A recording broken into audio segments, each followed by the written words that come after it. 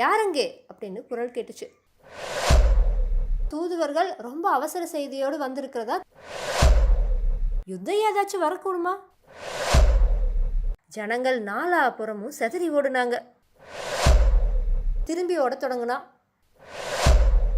அவர் யாரா இருக்கலாம்?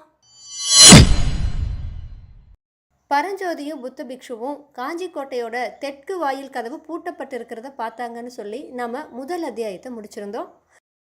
இப்போ தொடர்ந்து 2வது அத்தியாயத்தை கேட்போம். அத்தியாயத்தோட தலைப்பு தலைநகரம். கோட்டை மதில சேர்ந்தது போல பெரிய அகழி இருந்துச்சு. அதோட அகலம் சுமார் 100 அடி இருக்கும். குனிஞ்சு பார்த்தா கிடுகிடு பள்ளமாக இருந்துச்சு. அடியில் இருண்ட நிறமுள்ள ஜலம் காணப்பட்டுச்சு.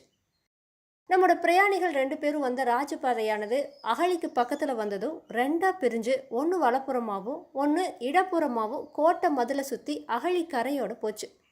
சாலையோடு வந்த வண்டிகளும் மனிதர்களும் இடப்புறமாவோ இல்லை வலப்புறமாவோ மதிலை சுற்றிட்டு போனாங்க. அகழிக்கு மேலே ஒரு குறுகலான மரப்பாலம் காணப்பட்டுச்சு. அது கோட்டை வாசல் வரைக்கும் போச்சு. புத்த பிக்ஷு பரஞ்சோதிக்கு சைகை காட்டிட்டு அந்த பாலத்து மேலே நடந்து போனார். பரஞ்சோதியும் அவரை பின்தொடர்ந்து போனான்.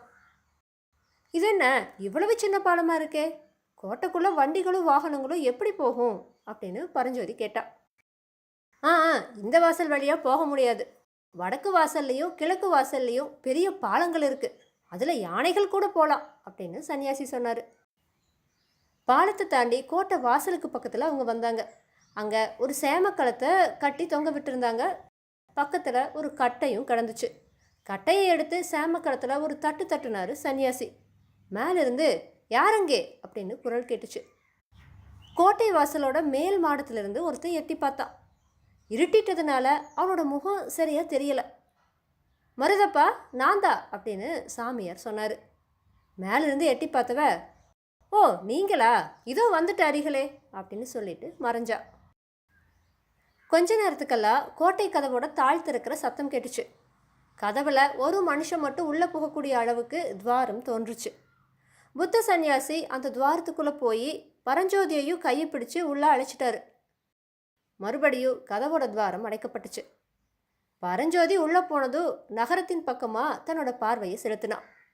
எங்கே பார்த்தாலும் பிரகாசமான தீபங்களால் நகரம் ஒளிமயமாக காணப்பட்டுச்சு. ஆயிரக்கணக்கான மனுஷங்க பேசுறதுலேருந்து உண்டாகிற கல்லுங்கிற ஓசையும் எழுந்துச்சு. பரஞ்சோதி இதுவரைக்கும் அவ்வளவு பெரிய நகரத்தை பார்த்ததே கிடையாது. அதனால் பார்த்த மாதிரியே அப்படியே பிரமிச்சு போய் நின்னான்.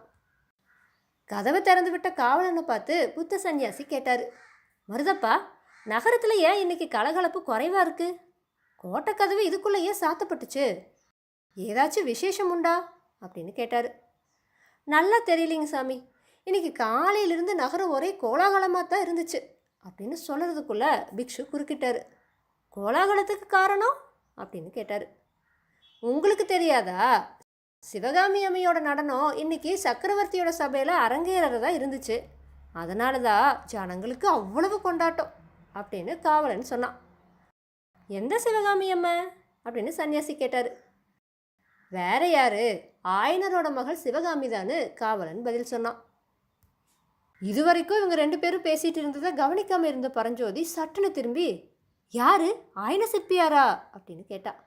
ஆமான்னு காவலன் சொல்லி பரஞ்சோதியை உத்து பார்த்து, அடிகளே இந்த பிள்ளை யாருன்னு கேட்டான்.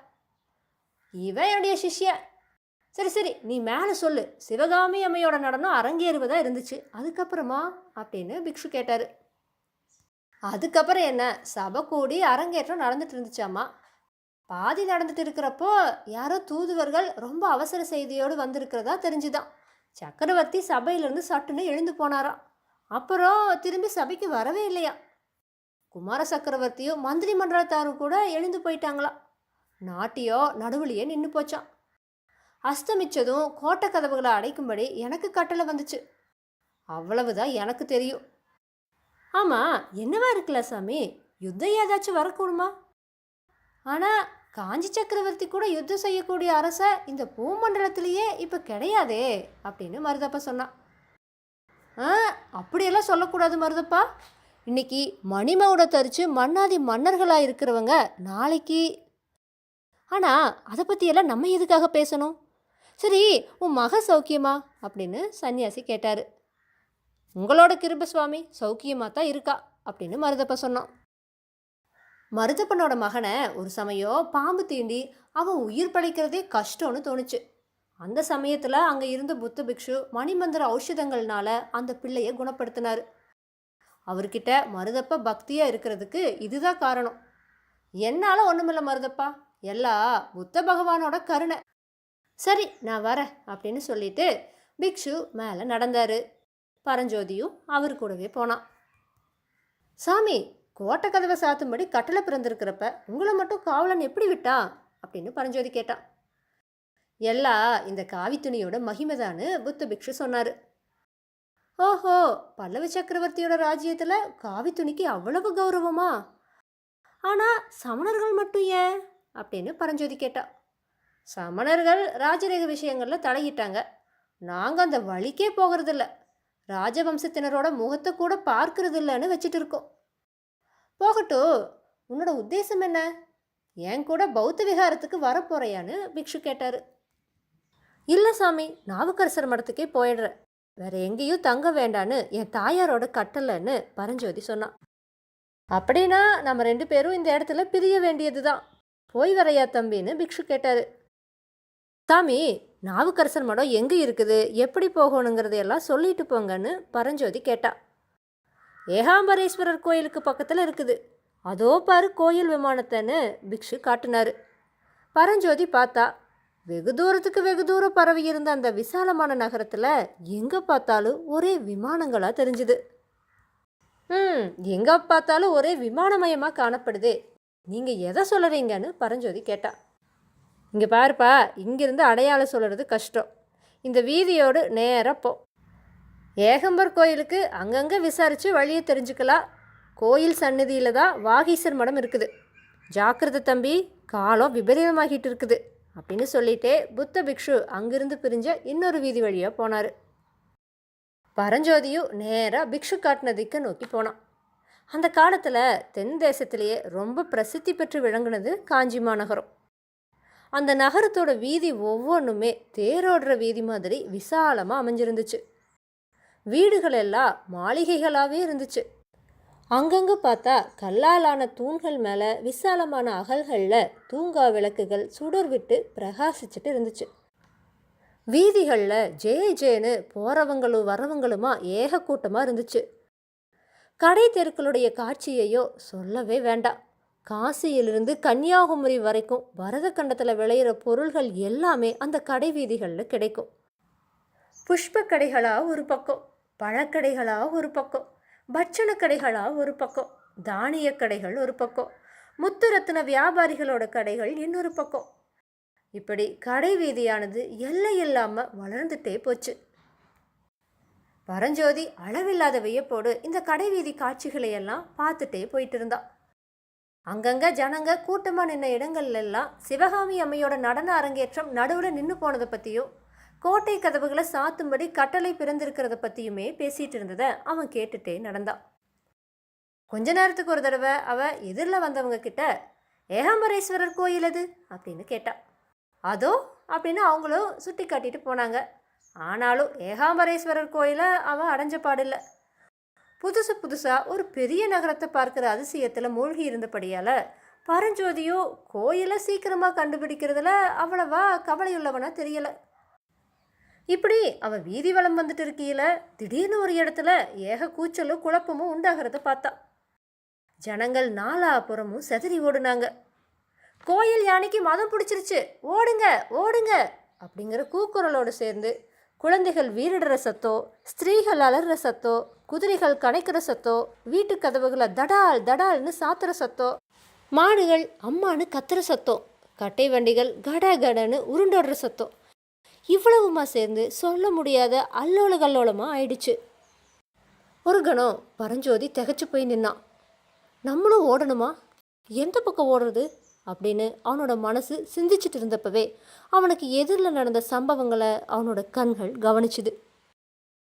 தெருவில் அவனுக்கு முன்னால் கொஞ்ச தூரத்தில் ஒரு பல்லக்கு போயிட்டு இருந்துச்சு.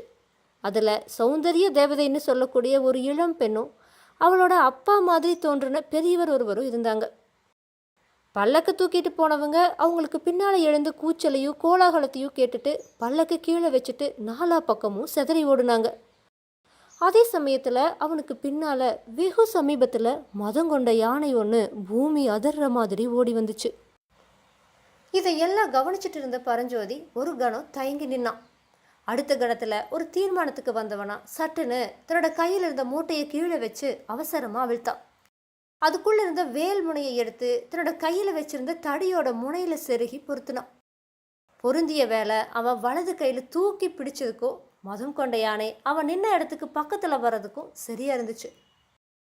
அவ்வளவுதான். பரஞ்சோதி தன்னோட முழு பலத்தையும் கொண்டு வேலை வீசினா. அது யானையோட இடது கண்ணுக்கு பக்கத்தில் போய் பாஞ்சுது. யானையோட தடித்த தோலை பொத்துட்டு உள்ளேயே போயிடுச்சு. யானை பயங்கரமாக ஒரு முறை பிளிருச்சு. துதிக்கையால் வேலை பிடுங்கி காலுக்கு கீழே போட்டு மிதிச்சுது. அதுக்கப்புறம் பரஞ்சோதி நின்ன பக்கமாக திரும்பிச்சு. மதங்கொண்ட யானை மேலே வேலை எரிஞ்சா அதோட விளைவு என்னவாகுங்கிறது பரஞ்சோதிக்கு நல்லாவே தெரியும். அதனால் யானை தன்னோட பக்கமாக திரும்புறத பார்த்ததோ பல்லக்கு இருந்த திசைக்கு எதிர் திசையில் வேகமாக அவன் ஓட தொடங்கினான். யானை தன்னோட பிரம்மாண்டமான உடம்பை முழுசுமாக திருப்புறதுக்குள்ளேயே அவன் வெகு தூரம் ஓடிட்டான். ஓடிட்டு திரும்பி பார்த்தப்ப யானை வீறிட்டுட்டு தன்னை நோக்கி விரைஞ்சு வரதை பார்த்தான். உடனே அங்கே தெரிஞ்ச ஒரு சந்தில் அவன் திரும்பி ஓட தொடங்கினான். கொஞ்ச நேரம் திரும்பி பார்க்காம ஓடுனதுக்கு அப்புறமா மறுபடியும் ஒரு விசாலமான பெரிய வீதியில் தான் வந்திருக்கிறத பார்த்தான். தனக்கு எதிரில் 5-6 யானைகள் மாவுத்தர்களால் ஏவப்பட்டு விரைவாக வந்துட்டு இருக்கிறத பார்த்து தெருவோரத்தில் அவன் ஒதுங்கினான். மத யானையை கட்டுக்கு உட்படுத்தி அழைச்சிட்டு போகிறதுக்காகத்தான் இந்த யானைகள் எல்லாம் போகுது அப்படிங்கிறத உணர்ந்ததோ ஓடுறதை நிறுத்தி அவன் மெதுவாக நடக்க தொடங்கினான். பரஞ்சோதிக்கு அப்பத்தான் தன்னோட உடம்பு பற்றின நினைப்பே வந்துச்சு. அவனோட நெஞ்சு படன்னு அடிச்சிட்டு இருந்துச்சு. உடம்பெல்லாம் வியர்வையால் சொட்ட சொட்ட நனைஞ்சு போயிருந்துச்சு. ஏற்கனவே நாளெல்லாம் வழியில் நடந்து வந்ததுனால பரஞ்சோதி களைச்சு போயிருந்தான். இப்போ அதிவேகமாக ஓடி வந்ததுனால அவனோட களைப்பு இன்னும் அதிகமாக இருந்துச்சு. கால்கள் தளர்ந்து தடுமாறுச்சு. உள்ளத்தில் ஏற்பட்ட கிளர்ச்சியினாலும் பரபரப்பினாலும் தேகமே நடுங்குச்சு. கொஞ்சம் உட்கார்ந்து இளைப்பாராமல் இதுக்கு மேலே நடக்கவே முடியாதுன்னு அவனுக்கு தோணுச்சு. வீதி ஓரத்தில் தெரிஞ்ச சுமைதாங்கிக்கு பக்கத்தில் போய் அது மேலே அவன் உட்கார்ந்தான். சிவிகையில் வீற்றிருந்த இளம் பெண்ணோட முகமும் பெரியவரோட முகமும் பரஞ்சோதியோட மனக்கண் முன்னாடி தோன்றுச்சு. மத யானையினால் அவங்களுக்கு ஆபத்து வராமல் இருக்கிறதுக்காகத்தான் அந்த சமயம் நான் வேலை எடுத்து வீசினேன். அவர் யாராக இருக்கலாம்? ஒருவேளை அரங்கேற்றம் தடைப்பட்டதை பற்றி பேசிகிட்டு இருந்தாங்களே அந்த சிவகாமி அம்மைதானோ அந்த இளம்பெண்? பெரியவர் அவளோட தந்தை ஆயனராக இருக்குமோ? இப்படியா சிந்திச்சுட்டே பரஞ்சோதி சுமைதாங்கியுடைய மேடை மீது சாஞ்சான். அவனை அறியாமல் அவனோட கண்ணிமைகள் மூடிருச்சு. நித்ரா தேவி தன்னுடைய மிருதுவான மந்திர கரங்கள்னால அவனை தழுவ தொடங்கினான். இத்தோடு 2வது அத்தியாயம் நிறைவடைஞ்சிருச்சு. பரஞ்சோதி ஏகாம்பரேஸ்வரர் கோயிலுக்கு போய் சேர்ந்தானா. நடுவழியில் பல்லக்கு தூக்கிகள் அந்த பல்லக்கில் இருந்தவங்களை விட்டுட்டு போயிட்டாங்களே அவங்க 2 பேர் யார்? இதையெல்லாம் நம்ம அடுத்த பதிவில் பார்க்கலாம். சிவகாமியின் சபதம் 3வது அத்தியாயத்தோடு நான் உங்களை அடுத்த பதிவில் சந்திக்கிறேன்.